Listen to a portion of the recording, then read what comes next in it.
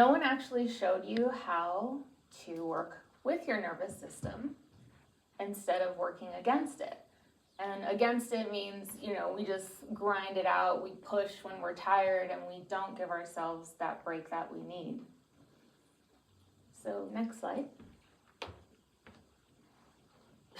So today you're going to learn a few things, and I'm going to first share my journey about how I burned out, how I went from having panic attacks on the bathroom floor to eventually reclaiming my peace.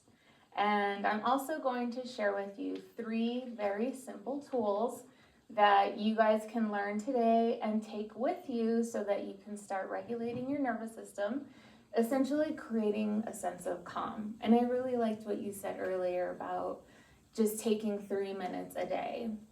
And the breath is really our connection to everything, right? It is our life, and it brings us back to center. And that's the thing that only we have control of, right? Because in our bodies, that is where we find peace. Everything else around you can keep going, but it's here. Go ahead, next slide, please. Okay. That's me. How cute was I, huh? All right, so this is the setup here. Basically, I got my dream job in 2010, and 9-year-old me, 9-year-old Nicole, would have never believed that that was possible, okay? And it was such a thrill. Next slide. And, on the outside, I was considered successful. I had the whole checklist, and that's me in the Nickelodeon parking lot when they changed out their signage, yeah. So I was so excited, and I had this dream job that my younger self would have been like totally crazy over. I had a salary with great benefits, amazing perks. I met like celebrities and got to work on really cool cartoons, and the people were amazing. I mean, if you work in animation, no one ever really grows up, so we're all just a bunch of kids having fun. Next slide. And then the breaking point happened. So this is very funny because my director was also a redhead with a beard. So that little image here looks like that. So yeah, my production team, essentially my director and a bunch of his production minions, come into my office, and at this point, they had left. So I was just, the worst part of my day basically was over. And the worst part of my day was dailies. You all know what dailies is, right? Yeah. You do? Awesome. Okay. For those of you who don't, essentially dailies is when these people basically barge into the office, and I'm hyper-focused on what I'm doing, and all of a sudden I have somebody, usually a director, like right in my face, hovering right over my shoulder, and it was the worst. I hated it, right? And he's like, okay, can you do this? So I had to like perform quickly on the job, and it's right, the anxiety there was real. So after that, I realized, like, I hate this.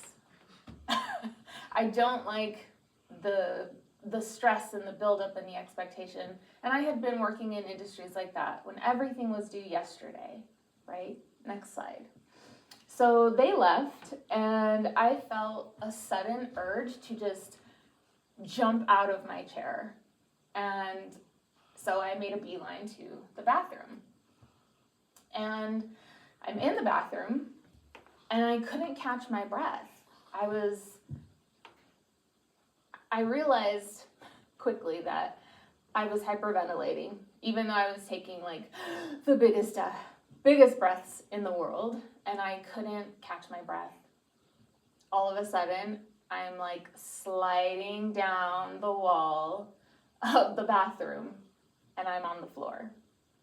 I'm having a panic attack on the floor of the bathroom at my dream job. It didn't make sense. And, fast forward and I'm processing and I'm like, I did everything right. At least I thought I did. I went to school. I got good grades. I went to college. I did the thing. I got the success plan, right? I found a job and had all the perks. And so why was I on the bathroom? Unable to catch my breath, even though I felt like I was breathing, right? So, I was confused and I didn't know what was missing. Next slide. So I did what anybody else would do. I denied it. I completely avoided it, like it never happened. And I got really good at doing that because it didn't make sense to me that I could be educated and successful and smart and have a family and have a good life I was generally happy. So I just wrote it off like it never happened. So, all the right things happened. Next slide. So this is part 2, all the right things. But first I'll tell you about all the things I did before I did the right things. Essentially, the panic attacks happened again. And each time I just blocked it out and thought I would just get over it. Eventually, fast forward, maybe 5 or 7 years later, I eventually burned out. And that was not fun. I don't recommend it. Anybody here burned out before? A couple of you. Oh, she popped her head out. Popped her head out to say hello. Yes. So yeah, I burned out and I really just wanted to double down on the denial part and just ignore it. So I didn't know how to admit that somebody like me was really spiraling and not able to keep it together, right? So I eventually had to accept that something had to change. And I had to get really serious about it. Next slide. Okay, this is me getting serious. I did what everybody, I think, normally we all think this is what we do, right? Let me do some yoga. That was the first thing, because everybody was doing yoga. Right. Drinking less. Okay. And then I went on more walks, right? Drink less, more walks, work-life balance. I really tried to get that one dialed in. And I even started meal prepping, cooking for myself, eating healthy, doing all the things. And of course, therapy.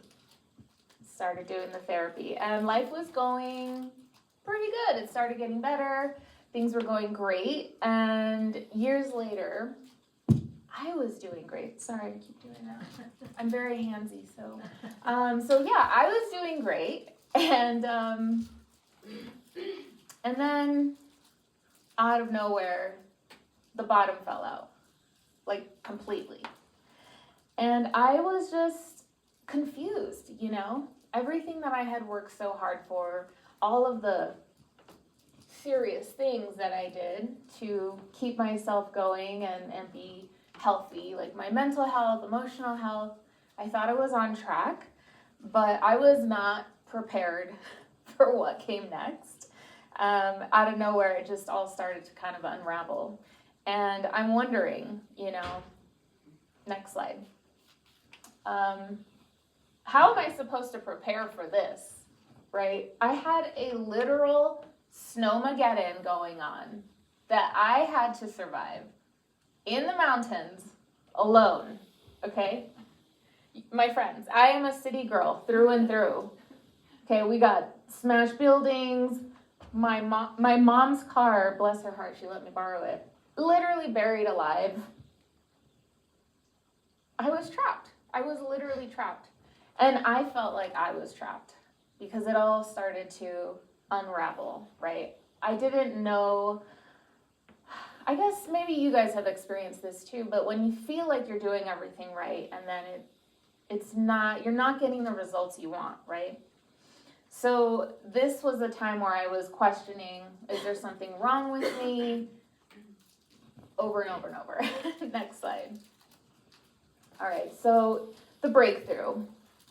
I found this, I was in my coaching practice at this point, and I had been studying the polyvagal theory. And very, very simply put, the polyvagal theory is the science of safety and connection, okay? And in that time, I understood and I learned the power of our nervous system. It's our body. It's the central nervous system. It's what controls our whole experience on this planet, how we engage, how we look at each other, whether we feel safe or not. Next slide. So, I said that already. The science of safety and connection, right? He says it. It's science. So essentially we're experiencing it, the world, through our nervous system's 3 core states. So I'm only going to talk about 3. There are some blended ones, but we're not going to get there. Have you ever driven a stick shift before? Yes. Yeah. Okay, you remember getting stuck in first gear, just like, just over and over? Okay, so imagine being stuck in first gear or in another gear for years, right? This is what happens to our nervous system when we are constantly in that state of either fight or flight or freeze. And I'm going to go into those nervous system states now. Next slide. Okay, very, very simply, think of it as a ladder, right? And if you are new to this is going to blow your mind. But how we experience the world, anything around us, is going to depend on where we are on this hierarchy. And there's 3 states, right? So I'm going to go into that a little bit more in the next slide. But what we have to know is that it's a hierarchy. So it starts at the bottom, and then you take one step up like a ladder, right? And to come down, you take one step down over and over until you get back down to the bottom. So there's no jumping around. That's the hierarchy, okay? Like a ladder, you can't jump. Okay, next slide. All right, so this is the ventral vagal state. This is being safe and connected, right? Science of safety and connection. This is where we want to be. We want to engage. We want to be here, right? And when we're not, life is hard. We don't, and we want to be here. It's not possible to be here all the time because our nervous system is performing a very specific duty to keep us safe. So we feel calm, grounded, present. We're open to engage, and we're ready to receive, right? How many of us say that often? I am ready to receive, right? Okay, so, if you want to manifest, this is where we need to be. Next slide. So who's in the state now where we're feeling good, safe, open, connected? Yeah, awesome. Okay, and you might remember this one. It's called fight or flight. So this is going to be somewhat in the middle of our ladder example here. The fight or flight state, also known as the sympathetic nervous system, is a mobilization of energy. People call it fight or flight, but that's only when it's in the survival state. Because kids have mobilization of energy, right? But they're not in survival, they're playing. So that's the difference. When we're in survival, it's fight or flight. Go, go, go. Everything is urgent. We need to get it done now. We feel anxious. We can't catch our breath. We're breathing really shallow. And the energy is frantic. We're just like reaching, right? When people are like, they're so intense, so needy. That's survival energy in sympathetic mode. Racing thoughts. So it's no wonder that we can get stuck here, right? Because the world is chaotic. It's not hard to remember that we're here in this existence, right? We're very much reminded that things are chaotic. And that's why it's so important for us to remember the power that we have within our body. Like it's right here. The answer you want is right here in your body. Next slide, please. Okay, and then down at the bottom, we've got the dorsal vagal nervous system state. And it's mostly called the shutdown. People sometimes call it freeze, but in reality, the freeze is a blended state between sympathetic and dorsal. There is so much energy, but you freeze. This is no energy. Collapse, shutdown. So we're feeling numb, as in we don't feel much. Depression, and we're disconnected. So when we are in dorsal vagal state and we are the complete opposite, right? At the top we were connected. Now we're disconnected. So we shut down and we want to hide. We crawl into our beds. Don't talk to me. Everything is too much. Open the email. Oh God. Walk into the kitchen. Oof, no. It's just too much for us, right? So in our body's infinite wisdom, our body knows that we have to keep going, right? We have to keep going, but our body will shut down to conserve energy. Isn't that wild? It knows, hey, you're doing too much, you can't keep going. So I think I'm at time now. So should I don't know. Is she good time-wise? Keep going, please. 5 more minutes. Okay, great. So I want to lead you through a few exercises here. So next slide. Okay. Our stress and our trauma live in our bodies, not in our minds. I know we do a lot of mindset work, but this is that shift I'm talking about. We're doing something, but there's something missing, and it's connection with the body. So next slide. All right, anybody can do this. Any able body, any age, doesn't matter who you are, you can try these tools. So I'm gonna run you through these quickly because I'm at time soon. The next slide, please.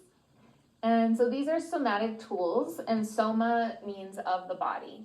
That's why I'm a somatic practitioner. So the physiological sigh is the first tool that we're gonna do. And essentially, you can watch me, and we're gonna take a breath. We'll go one breath in, and then a quick short one at the top, and then we're gonna slowly breathe out. Ready? Breathe through the nose, long, so it'll go. Okay, so again, breathing in. Breathing in. And one more, breathe in.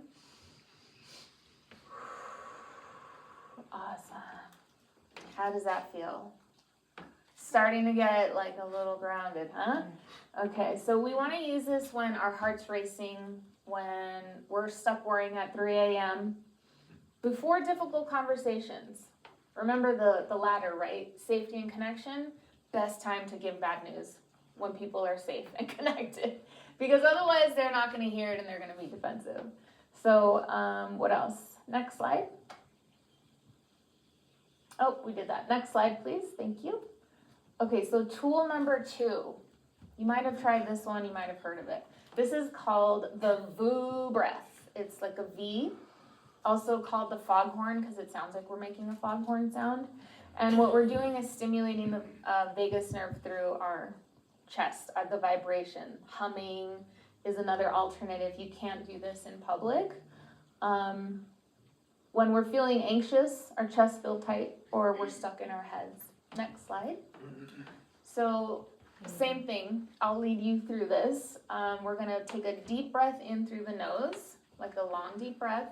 And then when we exhale, we're gonna make the sound of like you, but with the V. Voo. Okay, so we're gonna breathe in. Exhale. Voo.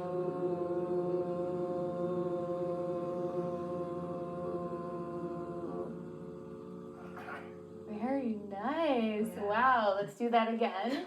And you all should start feeling your breath, right? So breathe in.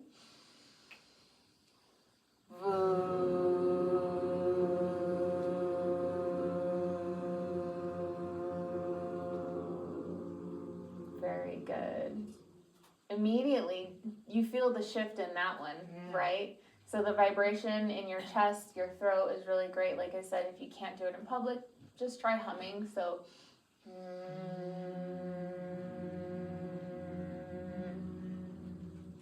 oh, you guys are doing so good. A+, everyone. All right. Next slide, please. And then this is the last one. My computer broke, so I couldn't feel that. Sorry. But it's pretty, right? It's clouds. All right. So self-haven touch. So this is going to soothe your nervous system through repetitive, gentle motion. It's connecting to something really primal, like when we're kids, you know, we get our back rubbed or bounced. That repetitive motion is really good. So we want to use this when we're feeling like we need some really deep connection and self-soothing comfort. Okay, if we're feeling lonely, if we're feeling sad, during tough transitions, really good for right before you go to bed, helps you fall asleep. Next slide. Okay, so I'm just gonna take your hands, cross them over your chest, hands on your shoulders, and then we're gonna rub down from our shoulders to our elbows and back up, and very slowly and gently. Let's do 5 of these. So 5. Keep breathing. 4,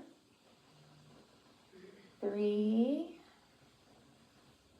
2, and 1.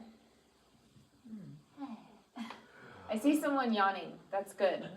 That's good. That's activating the parasympathetic nervous system. Usually if you yawn or if you take a final sigh of relief or if you gulp.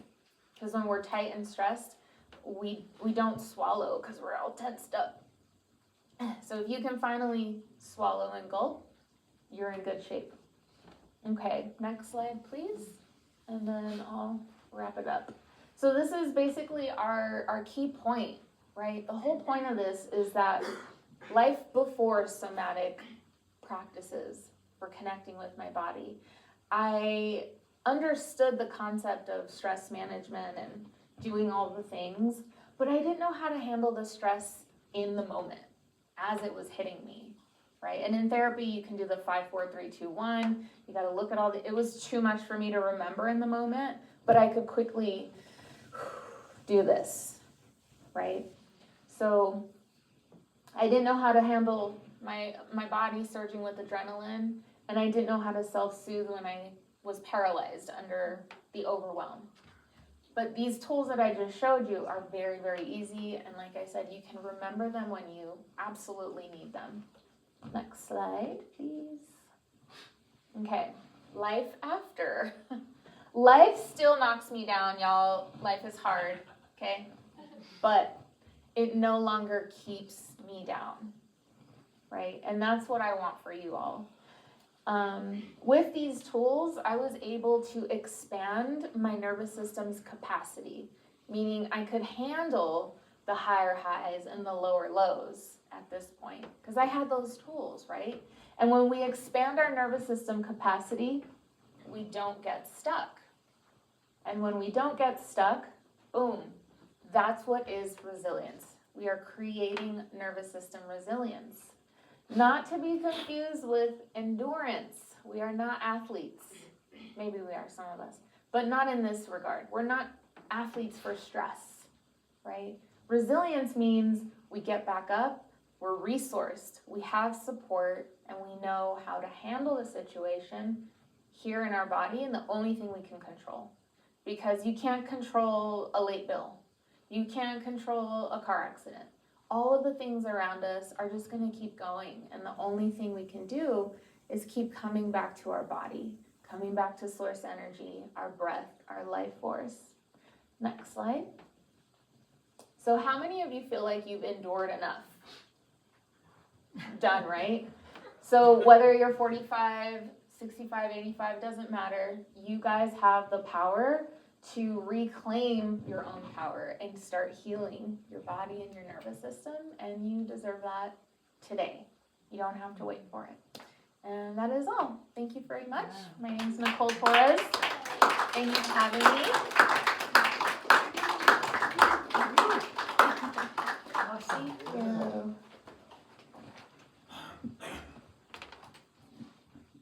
One more time for Nicole. That was wonderful.